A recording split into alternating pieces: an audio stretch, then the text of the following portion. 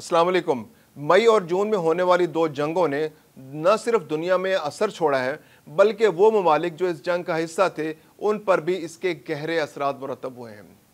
مئی کے اندر پاک بھارت جنگ نے بھارت کو دھول چاٹنے پر مجبور کر دیا۔ مودی نے یہ حملہ سیاسی فائدہ حاصل کرنے کے لیے کیا تھا، لیکن پاکستان کے ہاتھوں پٹائی کے بعد اسے شدید سیاسی دباؤ کا سامنا ہے اور اس بات کا خدشہ ہے کہ آنے والے دنوں میں جو الیکشنز ہوں گے اس میں مودی کو شکست کا سامنا کرنا پڑ سکتا ہے۔ دوسری جانب اسرائیل کے نیتن یاہو نے ایران پر اس لیے حملہ کیا کہ وہ سیاسی پاپولیرٹی کھو رہے تھے اور وہ چاہ رہے تھے کہ ایران پر حملہ کر کے وہ زیادہ سے زیادہ سیاسی پاپولیرٹی حاصل کریں اور جلد الیکشن کرا کر واضح اکثریت حاصل کریں تاکہ آنے والے دنوں میں انہیں سیاسی فائدہ ہو سکے۔ دوسری جانب امریکہ بھی اس ساری صورتحال کا فائدہ اٹھانا چاہ رہا تھا۔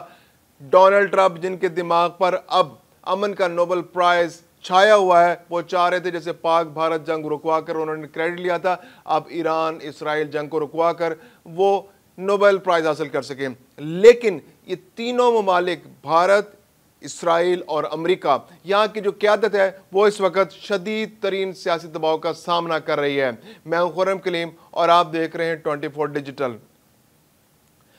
بات کریں سب سے پہلے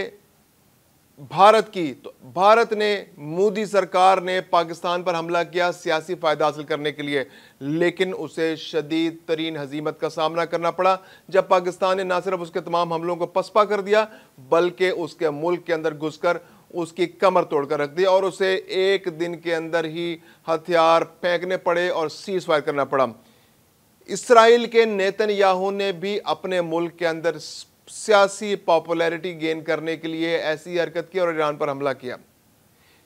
نیتن یاہو بہت عرصے سے سیاسی دباؤ کا شکار تھے، ان پر بہت سارے کیسز بن چکے ہیں، انہیں عالمی دہشت گرد قرار دیے جانے کے خطرات موجود ہیں، کرپشن کے بھی ان پر چارجز ہیں اور آنے والے الیکشنز میں ان کو اپنی شکست واضح نظر آ رہی تھی۔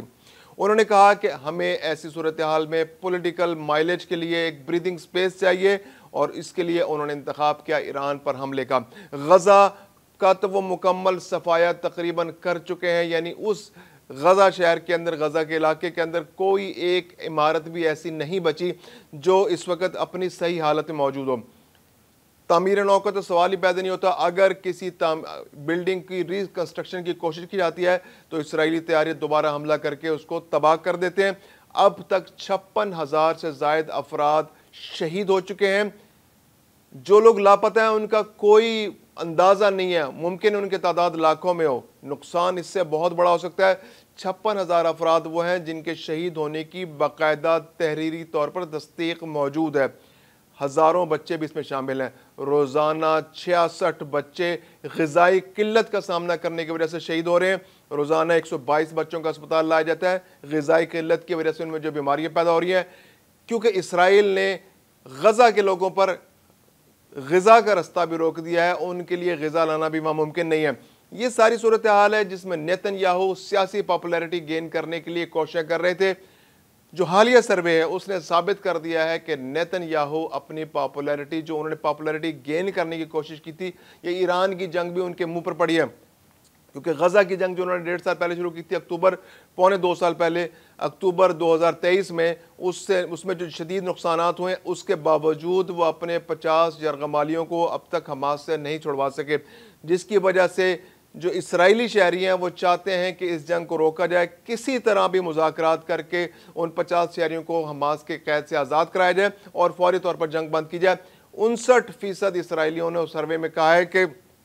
وہ جنگ کا فوری خاتمہ چاہتے ہیں تاکہ یرغمالیوں کو رہا کرایا جا سکے۔ اس کے علاوہ 49% لوگوں نے فوری طور پر کہا ہے کہ کسی بھی جنگ کو فوری طور پر روکا جائے، غزہ کے اندر بھی جنگ کو روکا جائے، کیونکہ ایران کے ساتھ ہونے والی جنگ میں یہ بہت کلیئر کٹ میسج اسرائیل کی عوام کو ملا ہے کہ ان کو جوابی رد عمل کا سامنا کرنا پڑ سکتا ہے اور اس میں ان کی زندگی بھی متاثر ہوگی، ان کے املاک بھی متاثر ہوں گے اور ان کی جانوں کو بھی خطرہ ہے اور ان کے بچے بھی شکار ہو سکتے ہیں اسی طرح کی اٹراسٹی کا جو اسرائیلی غزہ کے اوپر کر رہے ہیں۔ ایران کی جانب سے جو مؤثر حملے کیے گئے، جو میزائل حملے کیے گئے، جو راکٹ ان کے اوپر پھینکے گئے، وہ مختلف علاقوں میں جا کر پڑے، جس سے اسرائیل کے 30 سے زیادہ شہری ہلاک ہوئے اور تقریباً 800 زخمی ہوئے۔ یہ نقصان اسرائیلی شہریوں کے لیے بہت شدید ترین تھا، جس کی وجہ سے نیتن یاہو پر اب سیاسی دباؤ بڑھ رہا ہے۔ نیتن یاہو پر یہ دباؤ ہے کہ مزید کوئی جنگ شروع نہ کی جائے۔ ایرانی جنگ نے اس کے جو آئرن ڈوم تھا اس کا بھی پول کھول دیا ہے، جو ایئر ڈیفنس سسٹم جس پر اسرائیل کو بڑا فخر تھا کہ کوئی راکٹ، کوئی میزائل، کوئی طیارہ ان کے حدود میں داخل نہیں ہو سکتا، اس کا بھی بھرم ٹوٹ چکا ہے۔ تو اب اسرائیلی عوام بہت کلیئر ہیں، ڈسلوجنمنٹ ہو چکی ہے، ان کو اندازہ ہے کہ کسی بھی وقت کوئی اور طاقتور ملک، کیونکہ ایران تو بہت فاصلے پر تھا،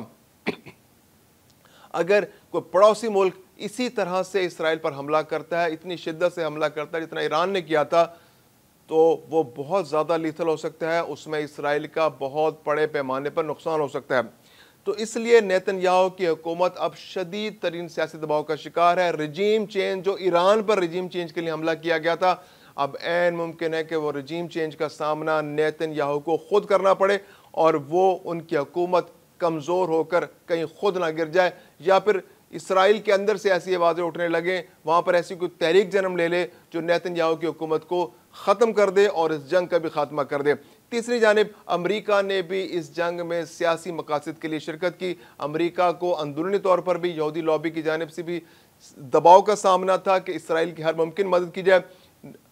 ڈونلڈ ٹرمپ جو ہے وہ ایک تاجر آدمی ہے، وہ تجارت کرنا چاہتے ہیں، وہ چاہتے تھے کہ جس طرح سے سعودی عرب، قطر اور متحدہ عرب امارات اور دیگر ممالک کے ساتھ امریکہ تجارت کر رہا ہے، اسی طرح ایران کے ساتھ بھی اس کے معاہدے ہوں اور وہ تجارت کر سکیں۔ امریکہ اس جانب آگے بڑھ بھی رہا ہے۔ امریکہ نے ایران کے ساتھ ٹریک 2 کے ذریعے، بیک ڈور کے ذریعے رابطے بحال رکھے میں، اور کسی بھی وقت مذاکرات دونوں ممالک کے درمیان شروع ہو سکتے ہیں، جس میں ایران کے اوپر سے سینکشنز میں نرمی ہو سکتی ہے، ایران کو تیل بیچنے کی اجازت مل سکتی ہے، ایران امریکہ کو بھی تیل بیچ سکتا ہے، ایران چین کو بھی تیل بیچ سکتا ہے، اور باقی ممالک جو ایران سے تیل خریدنا چاہ رہے ہیں ان کو بھی اجازت مل سکتی ہے کہ وہ ایران سے تیل خرید لیں۔ لیکن جو امریکہ کے اندر جو اسرائیل نواز لابی جو موجود ہے، وہ اس کی جانب سے ڈونلڈ ٹرمپ کو شدید مزاحمت کا سامنا کرنا پڑا ہے۔ یہ پہلا موقع ہے کہ ڈونلڈ ٹرمپ کی حکومت کو میڈیا پر آ کر ان کے اہلکاروں کو وضاحتیں پیش کرنی پڑ رہی ہیں، ان کو ایران پر حملے کے حوالے سے وضاحتیں پیش کرنا پڑ رہی ہیں، ان کو ایران کے جو ایٹمی جو ریئیکٹرز ہیں اس کو تباہ کرنے پر کے حوالے سے جو امریکہ نے اس پر حملے کیے تھے اور دعویٰ کیا تھا کہ اس کو مکمل تباہ کر دیا گیا ہے، تو اس کے بارے میں بھی ان کو وضاحتیں پیش کرنی پڑ رہی ہیں کہ اب ایران کے پاس یورینیم افزودگی کی صلاحیت موجود نہیں ہے۔ اندرونی طور پر اسرائیل نواز لابی جو ہے وہ ڈونلڈ ٹرمپ کے خلاف ایکٹیو ہو گئی ہے، اور اندر سے ایجنسیاں بھی یہ خبریں لیک کرا رہی ہیں، پھر بہت سارے چینلز ہیں وہ جو خبریں لیک کر رہے ہیں کہ ایران کے پاس اب بھی افزودہ حالت میں یورینیم موجود ہے اور وہ کسی وقت بھی ایٹم بم بنا سکتا ہے۔ IAEA کا رویہ بھی اس موقع پر کافی مشکوک ہے۔ IAEA کے سربراہ جن پر حال ہی میں ایران نے پابندی عائد کر دی کہ وہ اب ایران نہیں آ سکتے اور ان کے ایٹمی پلانٹس کا معائنہ نہیں کر سکتے، انہوں نے بھی دعویٰ کیا ہے کہ ایران چند دنوں میں، چند ہفتوں کے اندر ہی یورینیم افزودہ کر سکتا ہے، اور وہ یورینیم افزودہ کر کے اس کا استعمال کر سکتا ہے۔ ایٹم بم کا نام تو نہیں لیا انہوں نے، لیکن یہ بتایا کہ ایران کے ایٹمی ریئیکٹرز مکمل طور پر تباہ نہیں ہوئے۔ امریکہ نے جو دعویٰ کیا ہے وہ غلط ہے، اور اب بھی ایران چند ہفتوں میں اپنے ایٹمی ریئیکٹرز کو دوبارہ ایکٹیو کر کے یورینیم افزودہ کر سکتا ہے۔ تو جو اسرائیل نواز لابی ہے وہ پوری طرح ایکٹیو ہے، ڈونلڈ ٹرمپ کو بھی مشکلات کا سامنا ہے۔ اس کے علاوہ نیتن یاہو جو ہے وہ اپنے کیے کا بھگت رہے ہیں، انہوں نے 2 جنگیں چھیڑی ہیں، ہزاروں جانوں کا نقصان ہو چکا ہے، لاکھوں لوگ بے گھر ہو چکے ہیں، زخمی ہیں، غزہ تو مکمل تباہ ہو چکا ہے۔ ایران کے ساتھ بھی انہوں نے جو حملہ کیا، ایران کی جو سینئر لیڈرشپ کو انہوں نے جو شہید کیا، ان کے ایٹمی سائنسدانوں کو شہید کیا، تو وہ بہت شدید نقصان ایران کو انہوں نے پہنچانے کی کوشش کی۔ اگرچہ ایران نے اس کا جس طرح سے جواب دیا، منہ توڑ جواب دیا ہے، وہ اسرائیل کے لیے دندان شکن تھا۔